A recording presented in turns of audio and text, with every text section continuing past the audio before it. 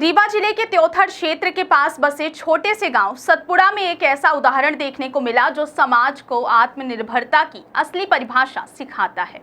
यह कहानी है सेना से सेवानिवृत्त हुए पूर्व सैनिक योगेश तिवारी की, जिन्होंने प्रधानमंत्री नरेंद्र मोदी के आत्मनिर्भर भारत अभियान से प्रेरित होकर ग्रामीण क्षेत्र की महिलाओं और बेटियों को स्वावलंबन की राह पर आगे बढ़ाने का संकल्प लिया। सेना से रिटायर होने के बाद योगेश तिवारी ने ठान लिया कि अब वे अपने अनुभव और अनुशासन को समाज के विकास में लगाएंगे। उन्होंने देखा कि उनके आसपास के गांवों में कई युवतियां और महिलाएं खाली समय में घर पर रहती हैं, लेकिन उनके अंदर हुनर की कोई कमी नहीं है। बस जरूरत थी किसी ऐसे हाथ की जो उन्हें दिशा दे सके। इसी सोच के साथ उन्होंने शुरू किया आत्मनिर्भर महिला कार्यक्रम, जिसके तहत गांव की बेटियों को सिलाई, बुनाई और कढ़ाई का मुफ्त प्रशिक्षण दिया जाने लगा। योगेश तिवारी ने खुद अपने खर्चे पर सिलाई मशीनें खरीदी, सुई धागा, कपड़े और अखबार तक जुटाए ताकि प्रशिक्षण का हर चरण व्यवहारिक हो। शुरुआत में उन्होंने गाँव की गलियों और चौपालों पर जाकर लोगों से संवाद किया, माता पिता को समझाया कि उनकी बेटियां अगर यह हुनर सीख लेंगी तो घर बैठे अपनी आर्थिक स्थिति सुधार सकती हैं। धीरे धीरे महिलाएं और किशोरियां उनके कैंपों में आने लगी। योगेश ने अनूठा तरीका अपनाया। जो लड़की पहले से थोड़ी बहुत सिलाई जानती थी, उसे ट्रेनर बना दिया गया। उसे मामूली मेहनताना देकर बाकी लड़कियों को सिखाने की जिम्मेदारी दी गई। इससे एक और जहां रोजगार का अवसर बना, तो वहीं दूसरी ओर आपसी सहयोग और आत्मविश्वास भी बढ़ा। प्रशिक्षण की शुरुआत अखबार की कटिंग से हुई, जिससे लड़कियों ने माप और डिजाइन की बारीकियां सीखी। कुछ ही हफ्तों में ये बेटियां सिलाई मशीन पर निपुण हो गई। आज स्थिति यह है कि सतपुड़ा और आसपास के गांवों में 500 से ज्यादा लड़कियां योगेश तिवारी के इस मिशन से जुड़ चुकी हैं। इनमें से कई अब न केवल खुद कमाई कर रही हैं, बल्कि अपने परिवार का सहारा भी बन गई हैं। कुछ लड़कियां प्रतिदिन 400 से 500 रुपए तक की आमदनी कर रही हैं, जबकि नई सीखने वाली बेटियां 200 से 250 रुपए तक कमा रही हैं। इस आत्मनिर्भरता की कहानी में एक बेहद भावुक प्रसंग भी है। इन्हीं प्रशिक्षकों में से एक 16 वर्षीय लड़की है, जिसके माता पिता की मौत कुछ साल पहले एक सड़क दुर्घटना में हो गई थी। घर में 2 छोटे भाई और एक बहन थे।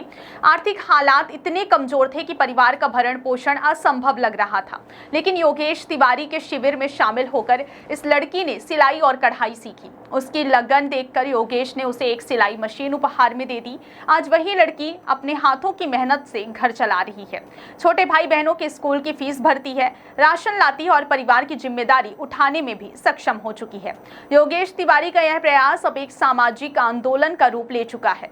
गांव की बुजुर्ग महिलाएं और पुरुष इस पहल से बेहद खुश हैं। वे कहते हैं कि पहले उनकी बेटियां समय यूं ही घर पर बिताती थी, लेकिन अब वे अपने हुनर से पैसे कमा रही हैं और आत्मनिर्भर बन रही हैं। सिर्फ सिलाई बुनाई ही नहीं, योगेश अब इन महिलाओं को कढ़ाई, पैचवर्क और बैग मेकिंग जैसे छोटे उद्योगों से भी जोड़ रहे हैं, ताकि वे घर बैठे ही काम कर सके। उनके अनुसार सरकार की आत्मनिर्भर भारत की सोच तभी पूरी होगी जब गांव की बेटियां अपने पैरों पर खड़ी होंगी। अगर हर पूर्व सैनिक या रिटायर्ड व्यक्ति इस तरह एक मिशन शुरू करे, तो देश के हजारों परिवारों का भविष्य बदल सकता है।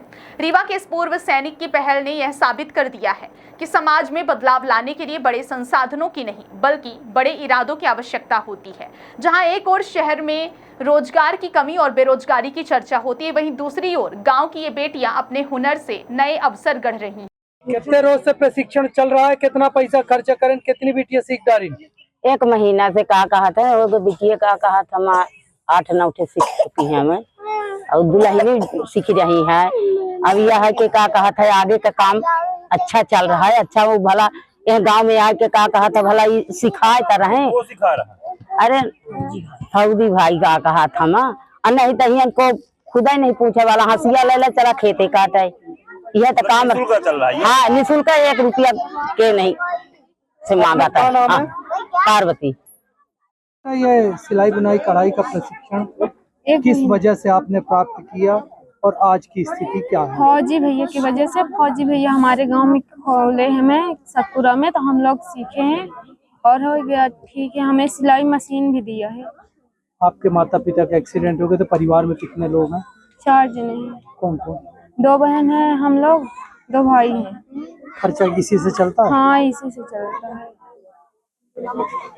क्या नाम है, कितने दिन से प्रशिक्षण प्राप्त करी, कितना कमा लेती हो? मेरा नाम है रज्जन साके, सतपुरा से हैं हम। 1 महीने से ये सिखा रहे हैं और मेरा इसी से खर्चा चलता है। 200, 400, 500 कमा लेते हैं, काम करने भी चले जाते हैं और ये प्रशिक्षण भी कर देते हैं। कितना पैसा देती हो प्रशिक्षण प्राप्त करने का?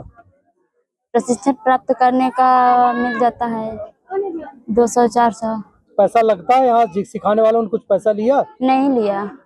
कौन करवा रहा है ये हमारे योगेश सर करवा रहे हैं। इस सिलाई बुनाई कढ़ाई का प्रशिक्षण अभी तक कितने लोग को दे चुके, कहाँ से प्रेरणा मिली, विस्तार से बताइए। मुझे ये प्रेरणा माने जब मैं आर्मी में था, ड्यूटी में था, तो हमेशा देखता रहता था कि हमारे प्रधानमंत्री जी इस देश को आगे बढ़ाने के लिए हर प्रकार से प्रयत्न करते रहते थे। उनमें से एक था उनको हमारा देश आत्मनिर्भर बने। मैं रिटायर होने के बाद मेरे मन में भी था, उन्हीं से एक सीख मिली थी कि अपने देश को अगर बढ़ाना है तो हम सबको आगे आना पड़ेगा। मैं रिटायर होने के बाद अपने क्षेत्र में निःशुल्क सिलाई प्रशिक्षण स्टार्ट किया और बहुत सारी बहन बेटियों ने इसमें हिस्से लिए और हिस्सा लेने के बाद मुझे बड़ी खुशी हुई, बहुत अच्छा लगा। तो मैं यही सोच लिया कि मैं ये अपने क्षेत्र में ज्यादा से ज्यादा गांव में जाकर बहन बेटियों को, जो गरीब हैं, जो असहाय हैं, उनको मैं निःशुल्क सिलाई प्रशिक्षण सारा सामान देकर मैं अगर ये दिला रहा हूं तो मुझे बहुत खुशी होती है इस चीज का। दे चुके हैं? मैं अभी तक 10 से 12 गांव में प्रशिक्षण दिला चुका हूं। लगभग 500-600 बहन बेटियां इसमें प्रशिक्षण ले चुकी हैं और बहुत सारी बहन बेटियां जो पहले ले चुकी हैं 1 वर्ष पहले, उनके गांव में जाता हूं जब वो अपने लिए आत्मनिर्भर बन चुकी हैं, सिलाई करके 200, 400, 500 कमा रही हैं और बहुत खुशी जाहिर करती हैं, तो मुझे बड़ा प्रसन्नता होता है। इसीलिए मैं अभी तक कार्य मेरा चल रहा है। अब कब तक चलेगा ऊपर वाला जाने।